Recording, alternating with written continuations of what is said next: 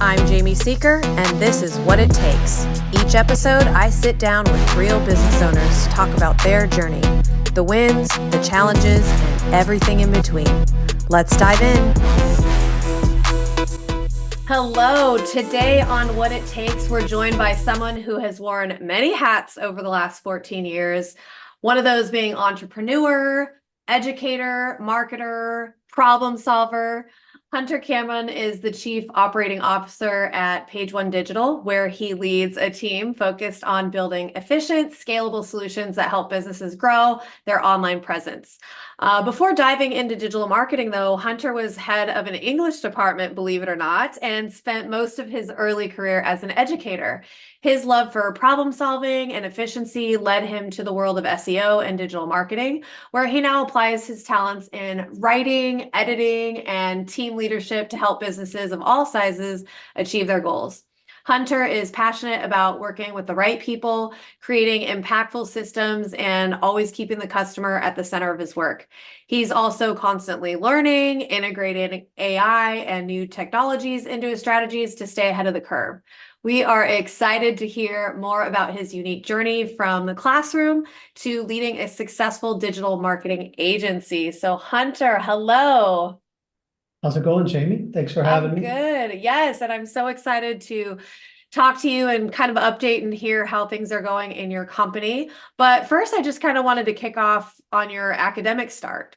So you started your career leading an English department. Well, didn't start there, obviously, but that was your kind of last transition into what you do now. So what led you to pursue a career in education first? And what did you enjoy most about that field?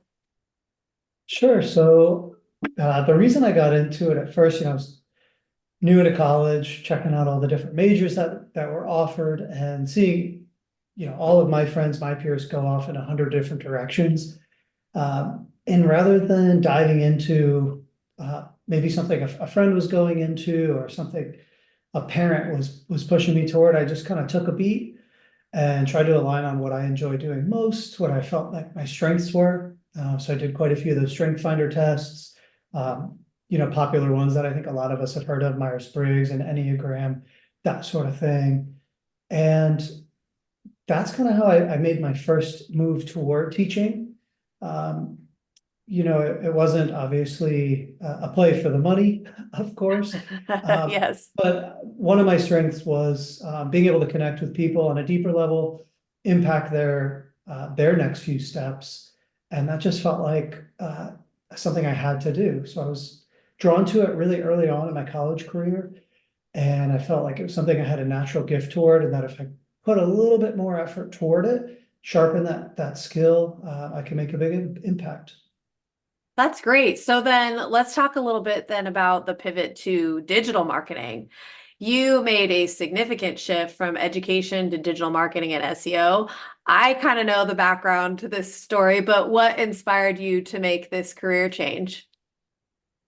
Sure. So the number of things. I'll kind of rewind a little bit toward the tail end of my teaching career, and then what catapulted me into the job career path I'm on now. So as you had mentioned when we first started, I was toward the end of my career in education. I was leading the English department.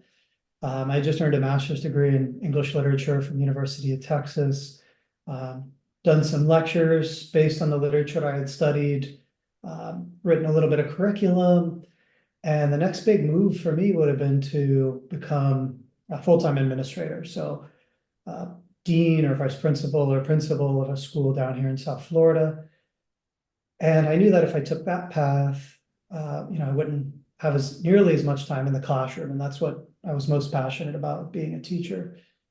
So I started to have these feelings like I did when I first became a teacher that, let me reevaluate my strengths. What am I good at? What do the next few years hold? And then from there, 10, 15, 20 years, where do I want to be? And at that time, there was something that was going on in 2020, 2021 called COVID, right? Everybody's Yes. feeling that shift. And also happening at that time, my wife, our CEO, Kimberly, had been culturing a few really big accounts that we were working on, with a few of the Fortune 100 companies out on the West Coast of the US. So she was hard at work there. I was already starting to feel a pull away from teaching, and I wasn't quite sure what that would be yet. And she was reaching a point where, she had this great opportunity. We could scale up the business, hire on, train, and make a bigger impact with what she had already started out doing. And so she and I had quite a few long conversations about what that would look like, what our marriage would look like, what my roles would be within the business, and what my exit from education would be like. And after a lot of deliberation, it seemed to make a lot of sense. There was way more checks in the pro column than in the con column. We're both very analytical in that way. And so we made the leap. The school year ended.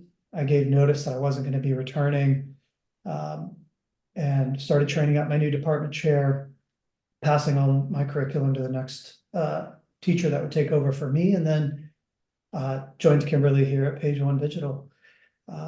And that transition was exciting and scary all at once, right? I was learning a lot of new things, but the skill sets were in a lot of ways transferable. So I was already in a leadership position in the school, both as a teacher and department chair. I was already writing curriculum and helping develop curriculum for the next school year, how we could sharpen that.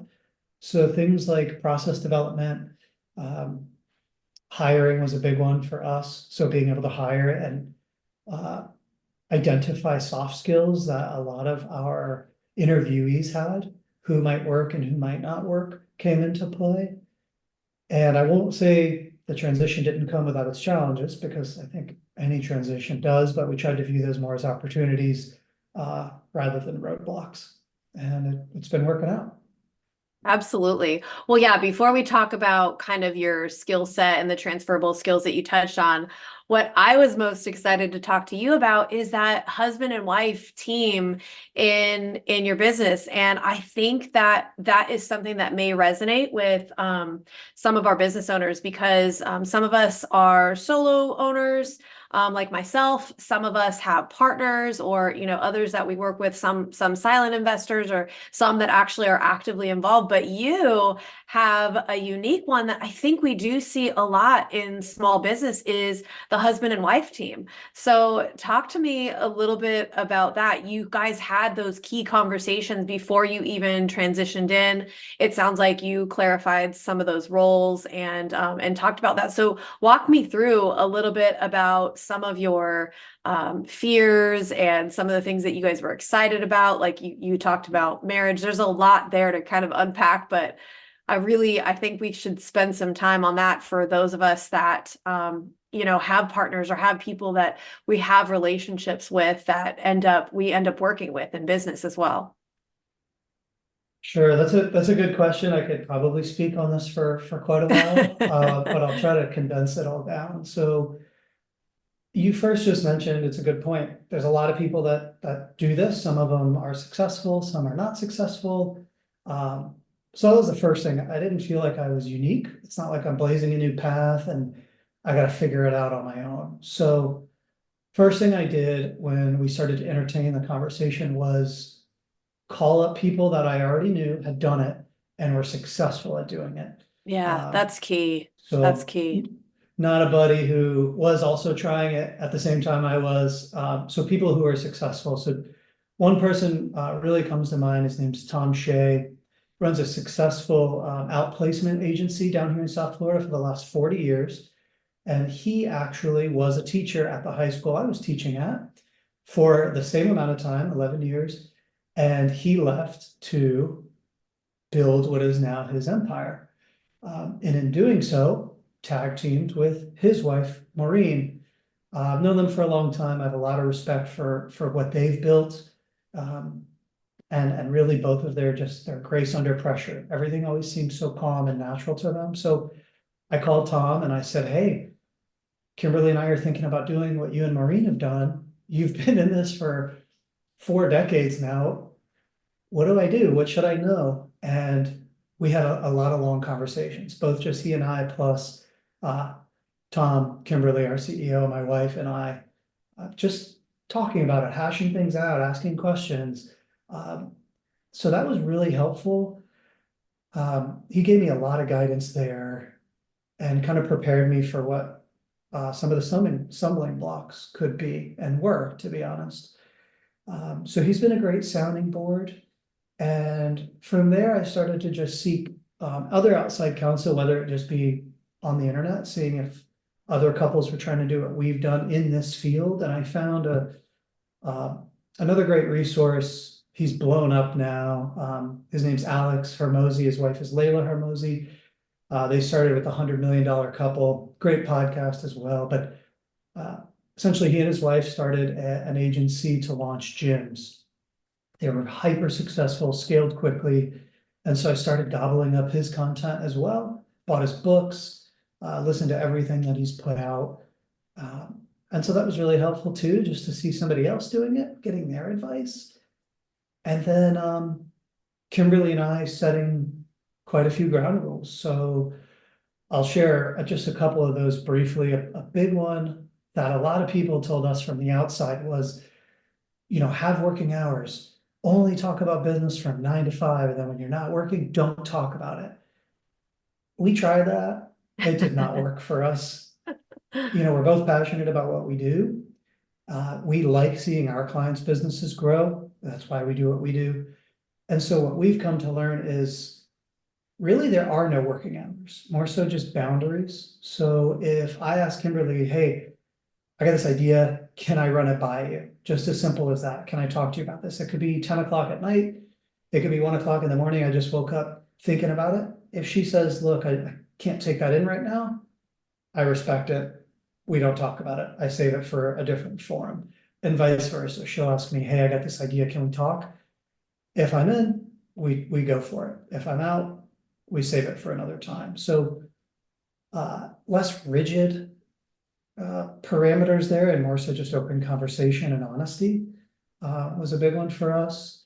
And then, patience by the boatload, really. So I think that's led to our success so far. We're 4 years in together and still climbing, so it feels good. That's wonderful. I have three takeaways from that. The first is just seeking outside counsel and advice from those a season ahead of you or beyond, right? Like not somebody that's going through it at the same time, somebody who has gone through it before is kind of looking back, giving advice.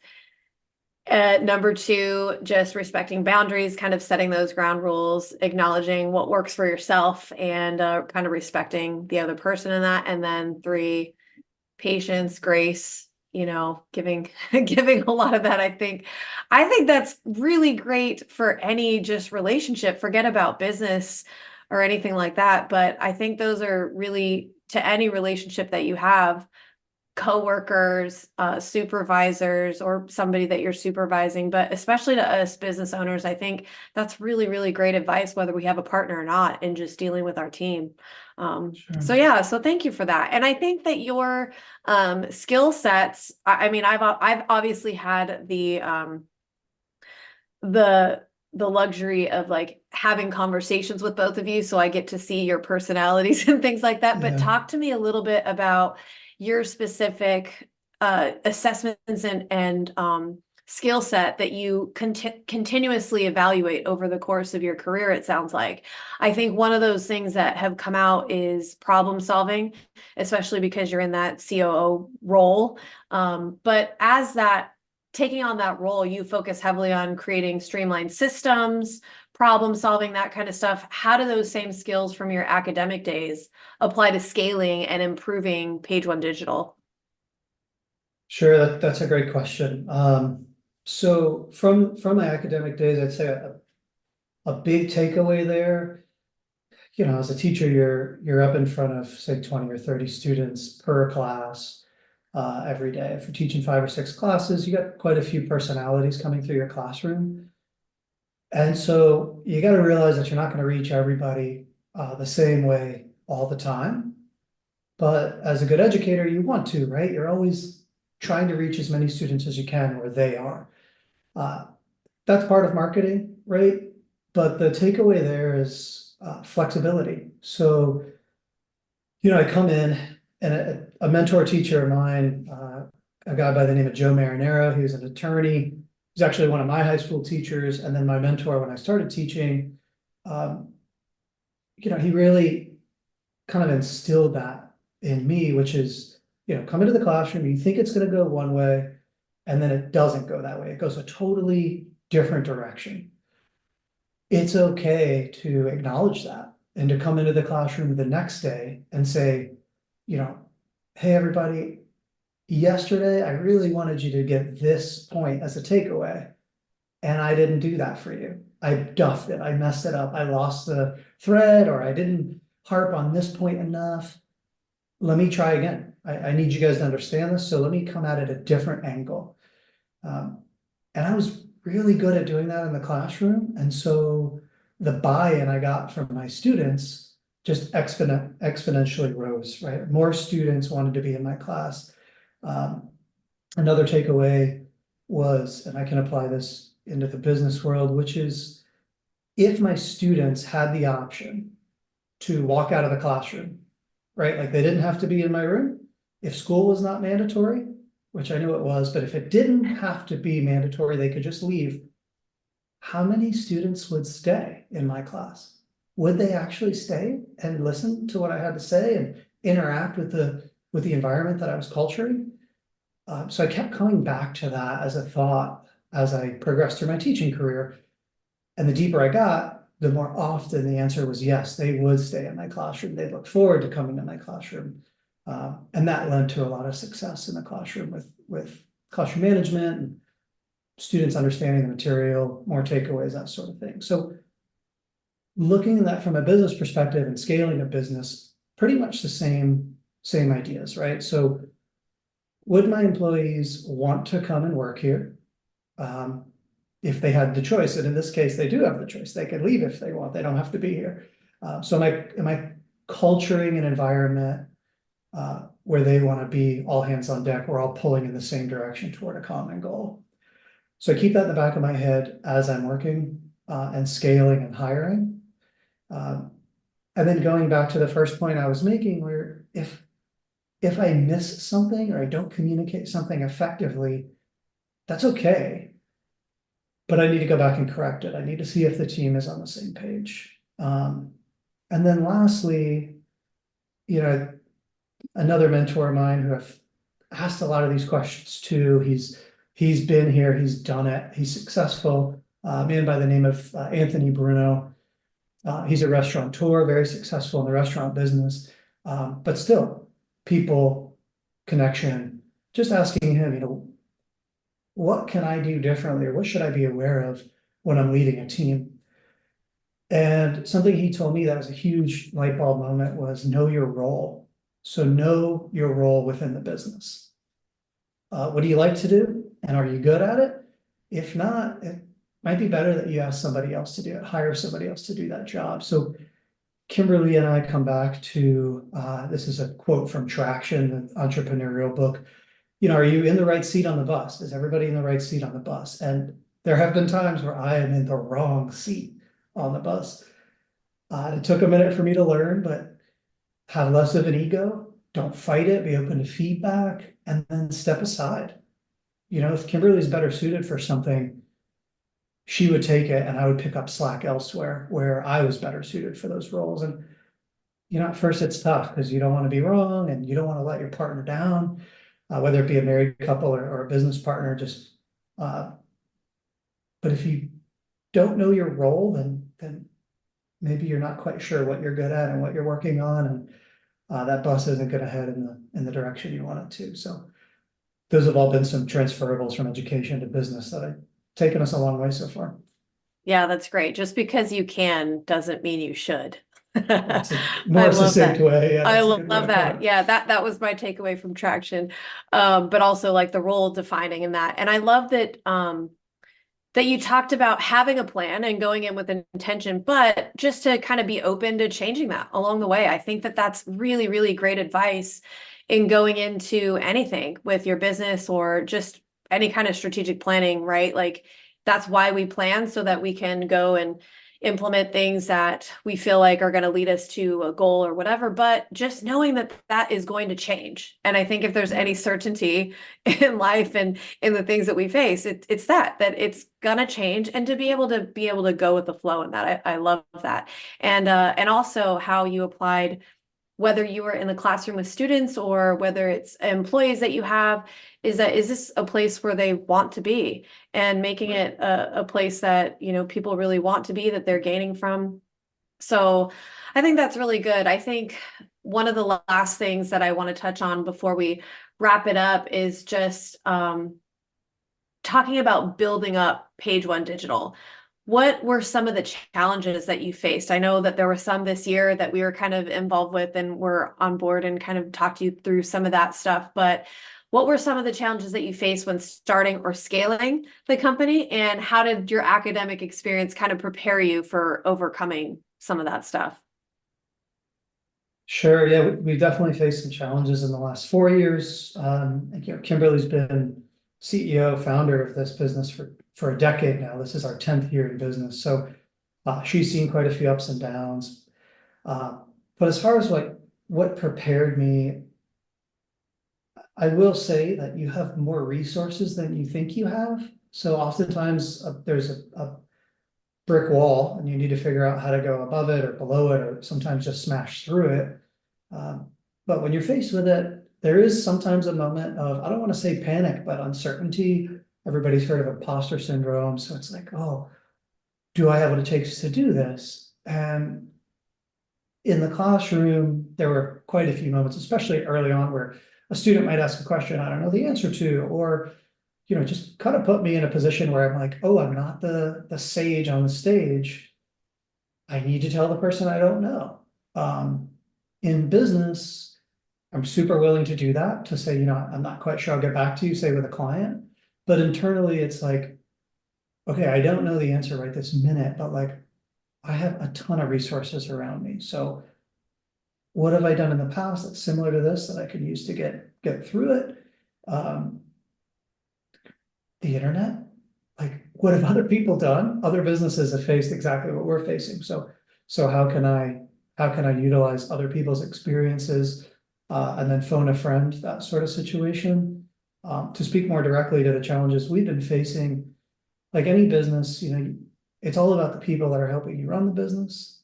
And there's going to be ebbs and flows. So scaling and then descaling, right? Like pulling back on the reins, having a smaller team to execute just as much work has been super important and eye-opening. So to do that, we've just implemented, I don't want to say more meetings, but more focused meeting time. So when we leave this meeting, what do we want to have accomplished? Starting with the end in mind, rather than panicking about the details that are right in front of us at this moment. So this is the challenge, and we need to reach this solution. Let's just back into the steps that we need to take to get there. And that kind of cools us down, realizes this, we can get it done. That's great. That's great. And I love that in the very last question, you kind of summed up this whole podcast and what my heart is and all what it's all about. Because you said, do I have what it takes? And when I really started coming up with that concept, and you kind of being one of the first ones on here to just ask that question in it, what I'm taking from you, if I were just sitting here listening, that what it takes is utilize the world around you, get accountability partners, seek out help and advice, go forward, knowing that you do have what it takes because you have people who have gone before you that can pour into you, and just take advantage of those resources. Is there anything else that you might want to add to that in telling other business owners or future business owners what it takes? Yeah, back to your point, reach out to the people around you. They are happy to share. They want to see you succeed. They're going to be some of your biggest cheerleaders. And when you are 5, 10, 15 years down the line, people are going to come to you and ask, and you're going to get to pay it forward, or pay it back, I should say, and give that advice now that you've earned it. So there are no stupid questions. Ask those around you, ask those ahead of you. And if you're not doing what they're doing and what they're striving for, think about doing that. I love it. Thank you so much, Hunter. I've personally learned a lot from you just listening, and I appreciate your unique journey and insights with your transition and everything like that. Where can our listeners go to follow Page One Digital or get in touch if they want to learn more? Sure. So we're at pageonedigital.com. You can reach out to me at hunter@pageonedigital.com. We're taking on more and more each day, and with 10 years in the marketing world, SEO, social media, advertising, we have some good chops on us. So happy to help. Sounds good. Well, thank you so much for being a guest on What It Takes, and we'll be in touch. Thank you, Jamie. Have a great day. Bye. This podcast is brought to you by Seeker Solution. Are you a business owner feeling overwhelmed? We can help. Head over to seekersolution.com to schedule a call today. Would you or someone you know like to be featured on this podcast? Our applications are now open. Apply today at seekersolution.com and click on the podcast link to get started.